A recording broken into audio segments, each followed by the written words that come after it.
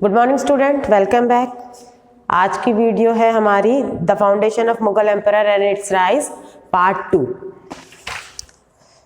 इस previous video में हम देख चुके हैं कि बाबर ने किस प्रकार से इब्राहिम लोदी को हराकर मुगल एम्पायर की नींव रखी थी। उसके बाद बाबर की मृत्यु के बाद हुमायूं ने दिल्ली सल्तनत पर बैठा था।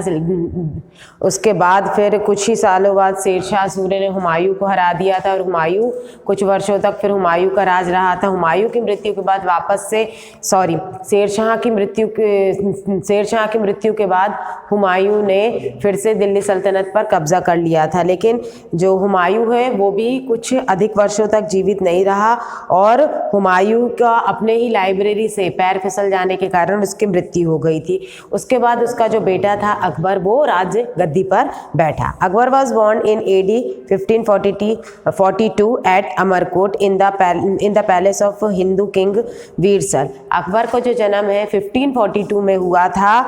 किस समय हुआ था? उस समय हुआ था जब शेरशाह सूरी से वो पराजित हुआ था, हार गया था और हारने के बाद वो हिंदू राजा वीरसल के संरक्षण में था। उस समय अकबर का जन्म हुआ था। Humayun was a refugee at the court of Hindu king of Amarkot at that time. After the death of Humayun, when Akbar was proclaimed the emperor, he was only 13 years old. और हुमायूं की death के बाद जब अकबर को emperor घोषित किया गया, राजा घोषित किया गया, सुल्तान घोषित किया गया, उस समय अकबर की जो एज थी केवल 13 ईयर्स थी, only 13 years. Since he was too small, Bairam Khan was the appointed his regent. उस समय क्योंकि वो छोटा था, काफ़ी छोटा था, 13 साल का था, तो बैरम खान को पूरा मतलब सिंहासन उसके ऊपर डिपेंडेड छोड़ दिया गया था। At the time of his coronation Akbar's position was not strong in India.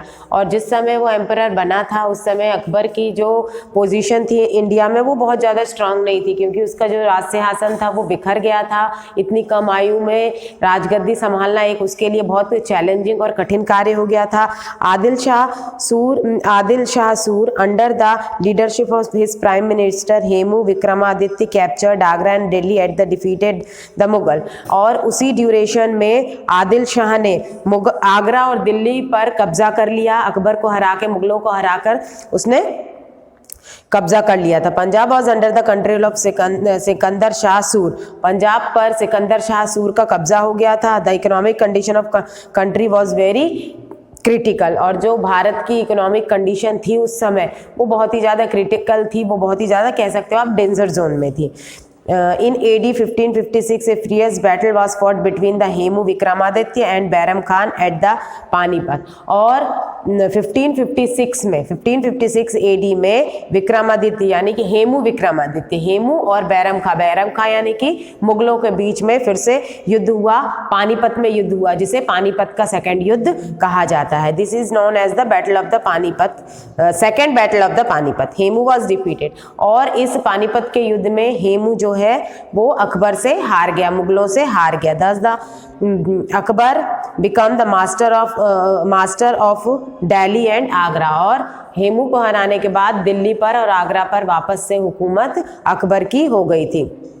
During the next 4th year, Bairam Khan enjoyed supreme position in the state as the emperor, guardian and prime minister। और 4 सालों तक बैरम खान ने एक कहना चाहिए अकबर के guardian के रूप में और प्राइम मिनिस्टर के रूप में काम किया।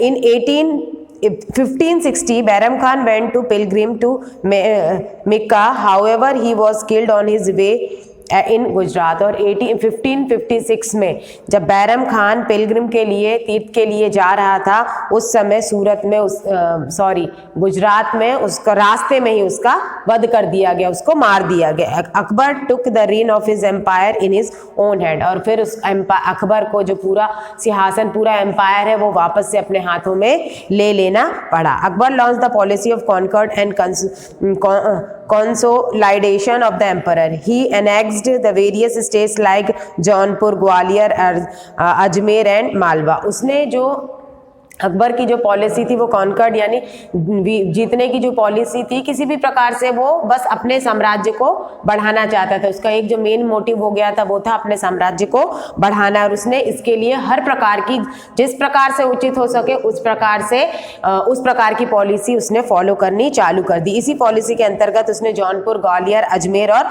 मालवा पर अपना कब्जा कर लिया। Those days, Mandu and Gondwana was two important states. Gondwana was ruled by Gond king. During the reign of Akbar, Rani Durgavati was the ruler of this kingdom. Asif Khan attacked the Gondwana and Rani Durgavati fought very bravely. But when she felt the victory, it is not possible, she ended her life. उसके बाद फिर गोंडवाना, उस समय मांडू और गोंडवाना एक बहुत कहना चाहिए आपको उस समय बहुत इंपॉर्टेंट स्टेट हुआ करते थे, बहुत शक्तिशाली स्टेट की गिनती में होती थी। उनके जो राजा थे गौंड किंग थे। इस समय जो इस पर गोंडवाना पर जो राज्य सिंहासन किसके हाथों में था? रानी दुर्गावती के हाथों में था। तो उसे जीतने के लिए आसिफ खान ने दुर्गावती के राज्य पर हमला कर दिया, और दुर्गावती को जब ऐसा लगने लगा कि अब मेरा इनसे मुकाबला करना कठिन हो गया है, तो उसने अपनी जीवन लीला समाप्त कर ली, यानी उसने अपने आप को मार लिया। To strengthen his position, Akbar adopted the policy of matrimonial alliance with the Rajput. उसके बाद अपनी पावर को और बढ़ाने के लिए उसने एक और नई पॉलिसी अपनाई, वो थी मैट्रिमोनियल पॉलिसी का मतलब होता है कि यदि उसको जीता ना जा सके तो उन राज्यों से या स्टेट से या फिर उन राज्यों के साथ, स्टेट के साथ मैरिटिकल रिलेशंस बनाकर उनको अपने कब्जे में कर लिया था। इस प्रकार से उसने पॉलिसीज अपनाई। The Malwa was only the Rajput king who never accepted the sovereignty of Mughal. तो बहुत सारे जो राजपूत स्टेट्स थे उन्होंने अपने आप को मुगल में सम्मिलित कर लिया, केवल मालवा को छोड़कर। मालवा जो स्टेट था उसने लास्ट तक अपने आप को मुगलों के अंडर एक्सेप्ट नहीं किया। बैटल ऑफ हल्दी घाटी। अब उसके बाद बैटल ऑफ हल्दी घाटी में देखेंगे हम in 1576 a furious battle was fought at the Haldi Ghati between the famous Rajput king Maharana Pratap and the Mughal army in which the Mughal won the battle. 1576 में एक भीषण युद्ध हुआ जिसे हल्दी घाटी युद्ध के नाम से जाना जाता है, बैटल ऑफ हल्दी घाटी जाना जाता है। ये किन के बीच में हुआ था? महाराणा प्रताप और मुगलों के बीच में हुआ था। इसमें महाराणा प्रताप की हार हुई और मुगलों की जीत हुई। Maharana Pratap and his people went to safer place to renew their military power. उसके बाद जो महाराणा प्रताप है फिर भी उन्होंने इस हारने के बावजूद भी अपने आप को मुगलों के अंडर उन्होंने नहीं किया। उन्होंने वहां से जाना ही उचित समझा, वो दूसरे जगह जंगलों में चले गए, वहां अपने पावर को फिर से वो एनहेंस करने लगे, फिर से वो लोग बढ़ाने लगे, कोशिश करने लगे अपने पावर की स्ट्रेंथ को बढ़ाने के लिए। Even after this defeat is battle of Haldi Ghati Maharana Pratap did not waver with his promise to free his motherland from the foreign yoke. He was able to win back the whole Mewar except Chittor. उसने वापस से अपनी power को बढ़ाई, अपने strength को बढ़ाई और चित्तौड़ को छोड़कर पूरे मालवा पे फिर से महाराणा प्रताप ने अपना कब्जा जमा लिया। चित्तौड़, अजमेर और इन राज्यों पर उन्होंने कब्जा नहीं जमा पाए, मतलब मुगलों से उन्होंने उनको फ्री नहीं करवा पाए। इसके अलावा पूरे मेवाड़ को उन्होंने फ्री करवा लिया था। He was become the symbol of Rajput chivalry. His name was the bravery have become immortal in the Indian history. Akbar himself use the praise Rana Pratap. He left of his heavenly abode in AD 1597।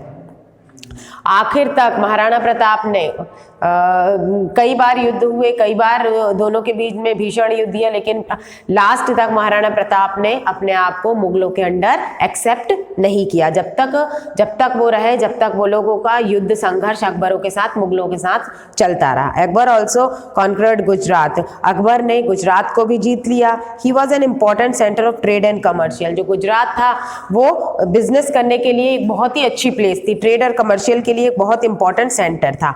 After making the further concrete and annexing Kashmir, Sindh, Odisha and Bengal to Mughal empire. इसके बाद north के position, मतलब यहाँ के position Gujarat और पंजाब को जीतने के बाद इन्होंने उड़ीसा, कश्मीर, सिंध, बंगाल, इन पर भी अपना कब्जा कर लिया। Akbar considerately his position in north India by 1595, मतलब 1595 एडी के समथिंग अकबर ने लगभग पूरे भारत पर अपना कब्जा कर लिया था, यानी पूरे भारत को जीत लिया था। Then he moved to south to attain supremacy, मतलब पूरे नॉर्थ के, भारत के जो नॉर्थ पोजीशन है उस पर अपना कब्जा कर लिया था, पूरे राज्यों को जीत लिया था। अब उसका जो लक्ष्य था वो किसकी ओर था? नॉर्थ तरफ था, नॉर्थ स्टेट की तरफ था। Over the whole India he annexed the kingdom of Khandesh, Ahmednagar, Bijapur and Golconda to the Mughal emperor. अब इन राज्यों को भी उन्होंने जीतने का प्रयास किया। एट द टाइम चांद बीबी वॉज रूलिंग ओवर अहमदनगर, जिस समय अकबर ने अटैक किया था अहमदनगर पर, उस समय चांद बीबी रूलिंग कर रहे थे। On behalf of minor nephew, Chand Bibi fought bravely and did not surrender till the end. क्योंकि चांद बीबी का जो नेफ्यू था वो बहुत काफ़ी छोटा था, तो ऐसी कंडीशन में उसकी तरफ से चांद बीबी मुगलों से लड़ी, लेकिन उसने अपने आप को मतलब लास्ट तक अपने आप को मुगलों के अंडर अपने आप को मुगलों के सरेंडर नहीं किया। It was only after her death that the kingdom of Ahmednagar was annexed to the Mughal emperor. तो चांद बीबी की मृत्यु के बाद ही चांद बीबी ने जो अपना कब्जा है अहमदनगर पे वो छोड़ा था, और उसके बाद वो भी मुगलों के अंडर आ गया था। राजपूत पॉलिसी ऑफ अकबर, अकबर के साथ राजपूत पॉलिसी किस प्रकार से राजपूतों के साथ अकबर ने किस प्रकार की पॉलिसीज अपनाई थी? उन्होंने ये निश्चय कर लिया था कि किसी भी प्रकार से उनको अपना साम्राज्य बढ़ाना है, तो उन्होंने अपने राज्य में राजपूतों को अच्छी पोजीशन देनी चालू कर दी। जो मिनिस्टर्स रहते, उच्च कोटि के ऑफिसर्स रहते, उनको वो पोजीशन देना चालू कर दिया, जिससे कि उनके साथ उनके अच्छे मित्रता फ्रेंडली बिहेवियर रिलेशनशिप बना रहे और फ्रेंडली रिलेशनशिप में वो उनका सपोर्ट दे सके। इस प्रकार से उन्होंने कई पॉलिसीज को अपनाया था। रिलीजियस पॉलिसीज अगर अकबर की हम देखेंगे तो रिलीजियस पॉलिसीज भी उन्होंने अपनाई थी। उन्होंने अपने राज्यों में किसी भी प्रकार का कोई भी रिस्ट्रिक्शन नहीं लगाया था कि कोई अपने रिलीजियस को फॉलो नहीं कर सकता है। उन्होंने मैत्रीतापूर्ण रिलीजियस पॉलिसी के साथ सभी लोगों को अकबर ने खुश करने का प्रयत्न किया था, जिससे कि उसका साम्राज्य किसी भी कंडीशन में टूटे ना और बिखरे ना। तो इस प्रकार से उन्होंने जिस प्रकार से पॉसिबल हो सके जो भी पॉलिसी उसे अपनानी पड़े, अकबर ने वो पॉलिसी अपनाई और अपने साम्राज्य को धीरे धीरे करके बहुत ज्यादा विस्तृत रूप उसने बना लिया था। अब यहाँ पर देखेंगे हम progress of arts and literature. अब प्रोग्रेस हम अकबर के ड्यूरेशन में, जैसे हम लोगों ने मुगलों में स्टार्ट किया, बाबर की बात की, बाबर ने खुद अपनी बायोग्राफी लिखी थी, हुमायूं की बात करें, इसी प्रकार से अकबर ने भी आर्ट्स और लिटरेचर में बहुत ज़्यादा इंटरेस्ट अपनाया था। उसने भी बहुत सी बिल्डिंगों को बिल्ड करवाया था, बहुत सी बिल्डिंगों को रिनोवेशन करवाया था, वापस से उनको रीबिल्ड करवाया था। ठीक है, इंडियन स्टाइल में बहुत सारी नई चीज़ें बनवाई थी। तो अगर अब हम आर्ट और लिटरेचर की बात करें तो अकबर की जो किंगडम था, एम्पायर था, उसमें उन्होंने आर्ट और लिटरेचर को भी बहुत ज़्यादा इंपॉर्टेंस दी थी। आर्किटेक्चर की हम बात करें तो आर्किटेक्चर में भी उन्होंने बहुत ख्याति प्राप्त की थी। आर्ट और लिटरेचर की हम यहाँ पर बात करें तो पेंटिंग हो, चाहे जो कवि थे जैसे तुलसीदास है, सूरदास है, केशव जी है, इन्होंने अपने एम्पायर में, इन्होंने अपने राज्य में उनको अच्छी पोजीशन दी थी, उनको अच्छी जगह दी थी, जिससे कि वो अपने आर्ट को, लिटरेचर को बढ़ा सके। आर्किटेक्चर की हम बात करें तो आर्किटेक्चर में उन्होंने Panchmahal, Jodha Bai palace, palace of Birbal, दीवाने खास, जामा मस्जिद, ये ऐसी बहुत सारी बिल्डिंग्स को उन्होंने बनवाया था। तो उनका जो आर्किटेक्चर में बात करें, लिटरेचर में बात करें, आर्ट्स में बात करें, तो मतलब कहना चाहिए उन्होंने अपने राज्य को एक हर प्रकार से संपन्न राज्य बना दिया था। पूरी कंट्री को चारों ओर से प्रफुल्लित किया था, सभी लोगों को प्रसन्न किया था और हर जगह पर उन्होंने बहुत अच्छी पोजीशन बना के रखी थी। और शायद यही कारण था कि उनका एम्पायर उस ड्यूरेशन में काफी स्ट्रांग बना रहा था। और यहाँ पर अकबर के कोर्ट में 9 जेम्स की हम अगर बात करें तो नवरत्न हम जिसे बोलते हैं, 9 जेम्स की हम बात करें तो उनके नाम यहाँ पर दिए हुए हैं।